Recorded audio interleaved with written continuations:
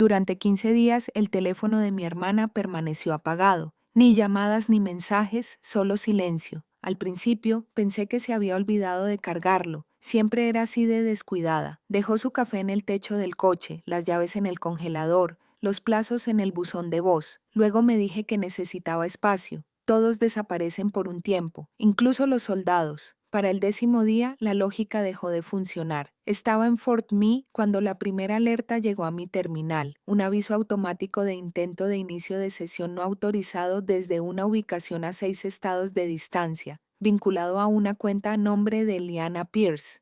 El nombre de mi hermana parpadeaba en mi monitor como una señal de socorro. Congelé los dedos sobre el teclado. El protocolo me decía que lo reportara. El instinto me decía que lo rastreara yo mismo. Las viejas costumbres son difíciles de erradicar. El rastro de IP llevaba al sur de Summit Ridge, Arizona, un pueblo tranquilo que no aparecía en la mayoría de los mapas, enclavado entre una carretera muerta y el lecho de un río seco. Población, 120 habitantes. Un restaurante, una gasolinera. No parece haber ninguna razón para estar allí, excepto que ahora vivía allí, sola con su hijo, Caleb. El último mensaje que me envió tenía 3 palabras. No lo abras. Sin puntuación, sin contexto, solo esas palabras. Lo ignoré. Pensé que se trataba de un paquete o de uno de sus paranoicos escenarios hipotéticos. Le preocupaban las estafas en línea sobre cámaras que se quedaban encendidas cuando la luz estaba apagada. Se ven fantasmas en código. Se lo dije una vez. Se rió. Ojalá no lo hubiera hecho.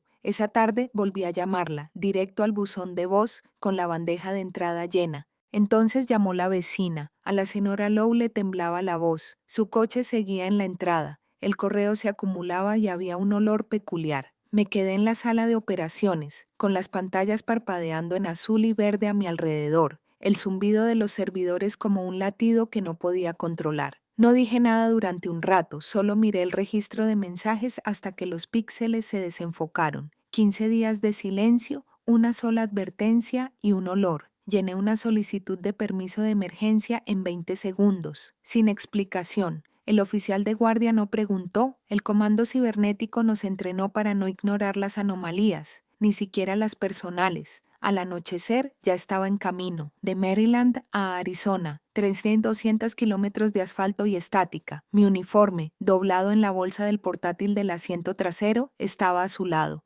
El aire dentro del coche estaba cargado de café reciclado y música vieja. Conduje en la noche, pasando por pueblos fantasmas y gasolineras que aparecían y desaparecían como recuerdos defectuosos. El cielo sobre el desierto se extendía ancho y vacío, lleno de estrellas que parecían demasiado nítidas para mirarlas. En algún lugar más allá de Albuquerque, me sorprendí susurrando su nombre en voz baja, como si el sonido mismo pudiera alcanzarla. Liana. La radio se quebró, captó un fragmento de frecuencia militar y volvió a apagarse. Para entonces supe que no era un apagón, era una señal, y ya era demasiado tarde para ignorarla. Al amanecer, el desierto parecía ceniza. Aparqué frente a la casa de Liana, con las luces blancas y agrietadas del porche aún encendidas. El tipo de resplandor que debería haber sido cálido, pero no lo fue. El aire seguía siendo seco y extraño. La puerta no estaba cerrada. Se abrió lentamente con un sonido hueco, como si la casa exhalara. Dentro, todo estaba en pausa. El reloj de la pared se había detenido a las 2:37, una taza de café en la encimera, medio llena y cubierta de polvo. Las cortinas se mecían, aunque no entraba el viento. Mi entrenamiento entró en acción. Mis ojos escanearon a izquierda y derecha, esquinas despejadas, patrones del suelo. Registré cada detalle como si fuera un informe interno. La sala de estar volcada, una silla rota, un portátil, papeles del teclado esparcidos por la alfombra. La pantalla estaba destrozada, pero aún vibraba levemente. Una luz azul se filtraba en la oscuridad. Entonces, el olor metálico, tenue y viejo, golpeó. Lo seguí hasta el pasillo. El suelo crujió una vez, luego otra. Algo se movió, un golpe suave, un suspiro. Me acerqué a la puerta del armario. Mi mano se cernía sobre el pomo. Ningún arma, solo la calma que precede a la tormenta. Caleb, susurré. Nada. Entonces un sonido como de plástico raspando madera. Abrí la puerta. Allí estaba, pequeño, sucio, con los ojos abiertos como si no hubiera parpadeado en días. Una manta fina sobre los hombros. Un robot de juguete lo agarraba con tanta fuerza que tenía los nudillos blancos. Sus ojitos LED aún emitían un pulso de vida artificial en una casa muerta. Se estremeció al ser alcanzado por la luz de la ventana. Entonces me reconoció. El niño se desplomó en mis brazos como el aire, dejando un cuerpo. Su voz apenas le salía de la garganta. Mamá me dijo que me escondiera. Vuelve. Me quedé paralizada. Mi pulso no. Lo abracé fuerte. Sentí sus huesos temblar contra mi uniforme. Su corazón latía rápido, demasiado rápido para dormir, demasiado lento para el pánico, un ritmo de supervivencia. El olor se hacía más intenso cuanto más tiempo me quedaba. La sangre en el suelo no era fresca, pero tampoco lo suficientemente vieja como para olvidarla. Afuera, un perro ladró una vez, luego silencio de nuevo. No lloré, todavía no. Necesitaba datos, no lágrimas. Pero en el fondo, bajo la disciplina y el rango, algo se quebró. La casa de Liana ya no era un hogar, era un mensaje, y alguien ya lo había firmado con sangre. Caleb no volvió a hablar durante el viaje, simplemente miraba por la ventana, con el robot de juguete en el regazo, la luz de sus ojos parpadeando con cada bache del camino. Mantuve la velocidad constante, a 128 km/h por el desierto. El silencio era más seguro que las palabras. El hospital militar estaba justo afuera de las puertas de hormigón gris de Tucson, vigiladas, con luces fluorescentes que zumbaban como insectos. Entregué a Caleb a la enfermera de triaje, deshidratado, exhausto, vivo. Eso era todo lo que importaba por ahora. El detective Marcus Ray llegó poco después, hombros anchos, mirada firme, la calma que da a ver demasiado. Ex policía militar, ahora sheriff del condado de Summit. No perdió el tiempo.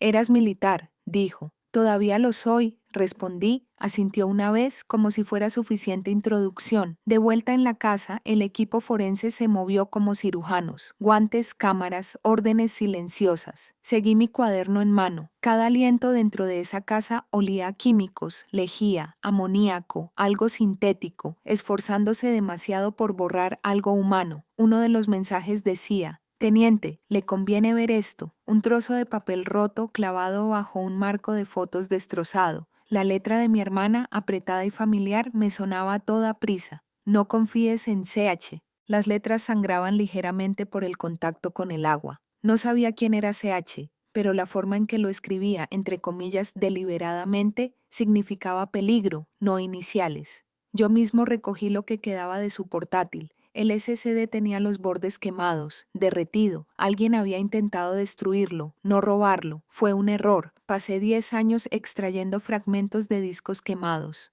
Horas después, en un laboratorio iluminado solo por la luz del monitor, descifré los sectores supervivientes, fragmentos estáticos. Entonces apareció una carpeta oculta, mal etiquetada como caché del sistema, Proyecto Falcon X. El archivo se abría con líneas de código cifrado, transacciones financieras, cuentas en el extranjero, memorandos internos de un contratista de defensa y el nombre de Carl Henderson, ex enlace civil militar despedido por pagos irregulares. En la última entrada, oculta bajo un texto corrupto, había una nota en un inglés sencillo: «Si algo ocurre, avísale a Destiny. Están mirando a través de las cámaras». Me quedé mirando la pantalla hasta que el cursor dejó de parpadear. El olor a lejía de su casa seguía en mi pelo. Había intentado limpiar la verdad, no ocultarla, y fuera lo que fuese Falcon X, ya no era solo su secreto. La pantalla seguía brillando en la oscuridad. El nombre de Carl Henderson latía como una herida que no cerraba. Copié la carpeta de Falcon X a una unidad cifrada y apagué la laptop.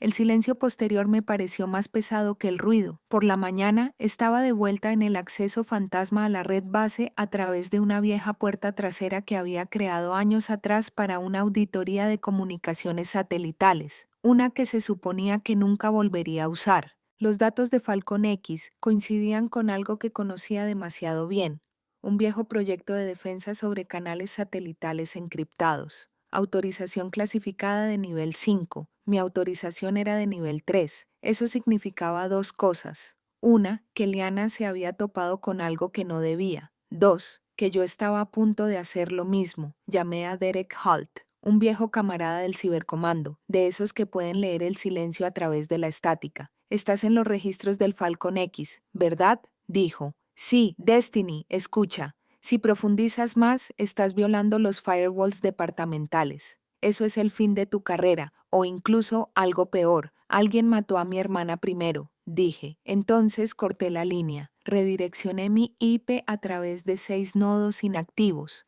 El código se desplegó en fragmentos, firmas cifradas, transacciones proxy, transferencias bancarias etiquetadas como Aegis Security Group. El nombre del director saltó a la vista, Reed Collins. Conocía ese nombre.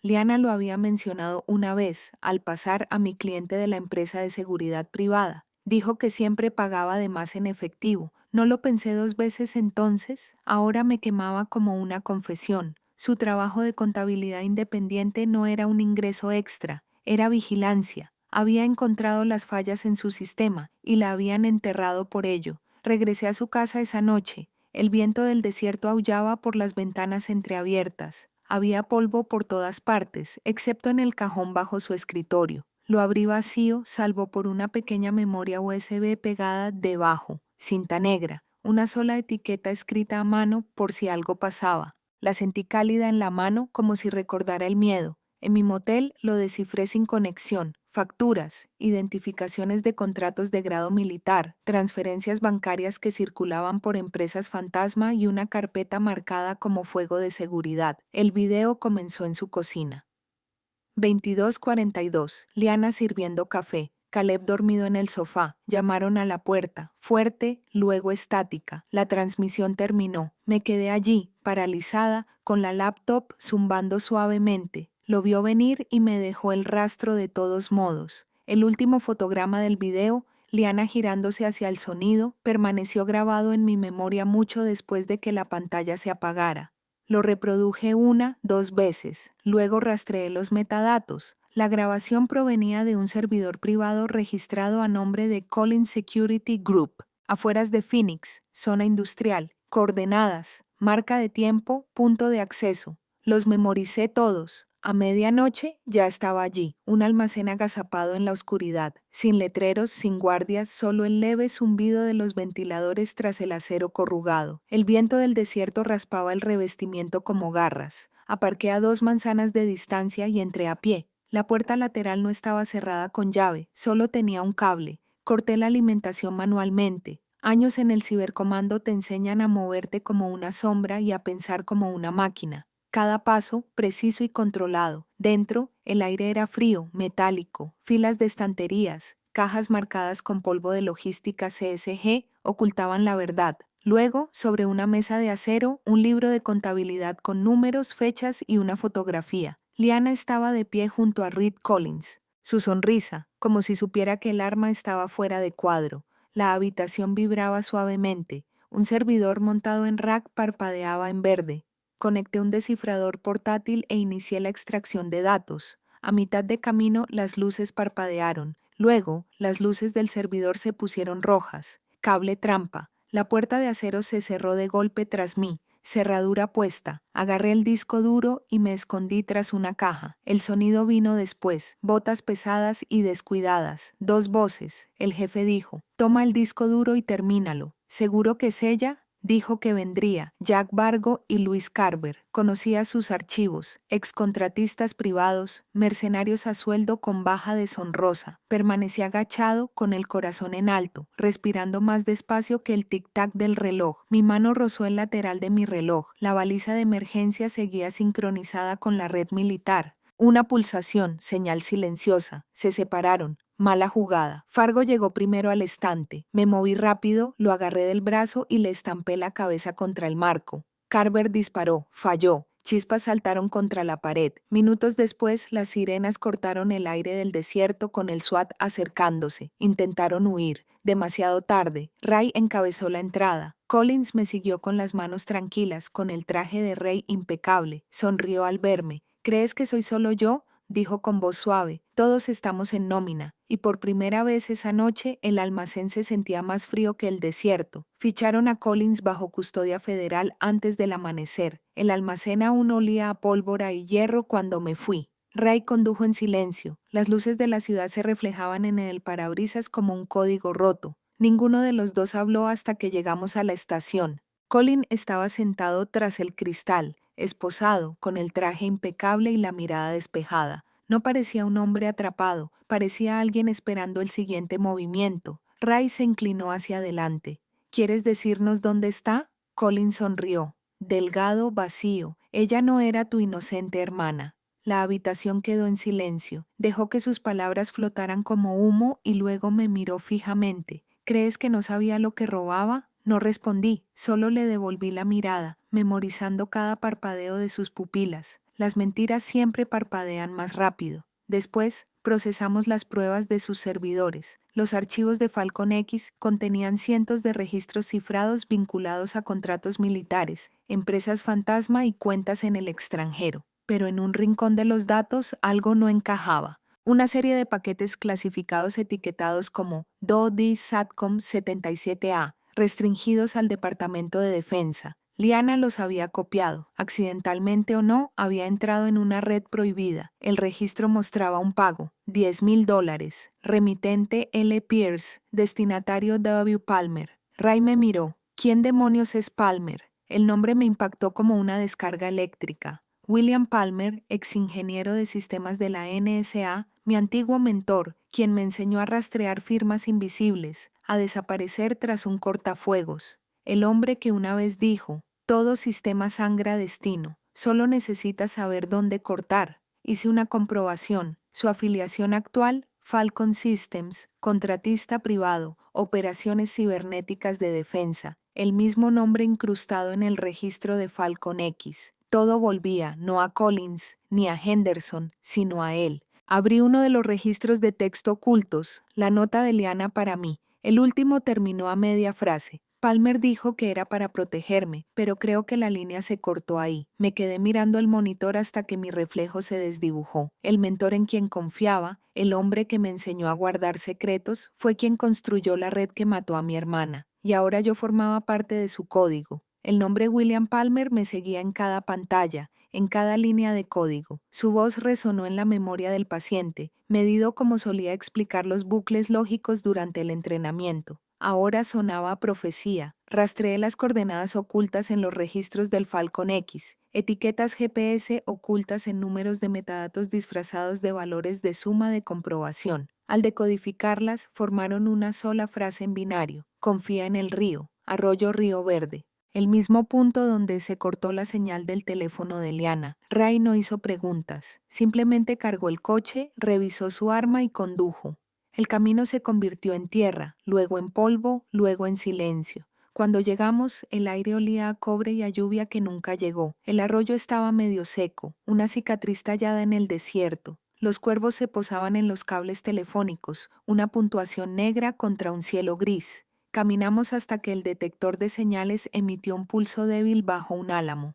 Cavé con las manos. La tierra cedió con facilidad, como si recordara su tacto, algo sólido, una carcasa impermeable. La abrí. Dentro había un disco duro, aún sellado, aún caliente por la tierra. De vuelta en el coche, lo descifré con mi terminal de campo. La pantalla parpadeó y luego estabilizó la grabación. Una sala de juntas oscura y cara. Colin estaba sentado a un lado, Palmer al otro. Falcon X está perdiendo demasiado dinero, dijo Colin. Luego cortamos la fuente, respondió Palmer. Tiene copias, luego desaparece, el nombre de Liana en sus labios como una orden de trabajo. Ray exhaló lentamente. Ese es tu hombre. Antes de que pudiera responder, los faros atravesaron la maleza que había detrás de nosotros. Un vehículo, sin sirena, sin refuerzos. Palmer salió, la misma postura tranquila, la misma mirada calculadora. No deberías haber venido, Destiny. Apunté con mi arma. Me enseñaste algo mejor que eso. Sonrió. No puedes detener esto, ni siquiera puedes verlo todo.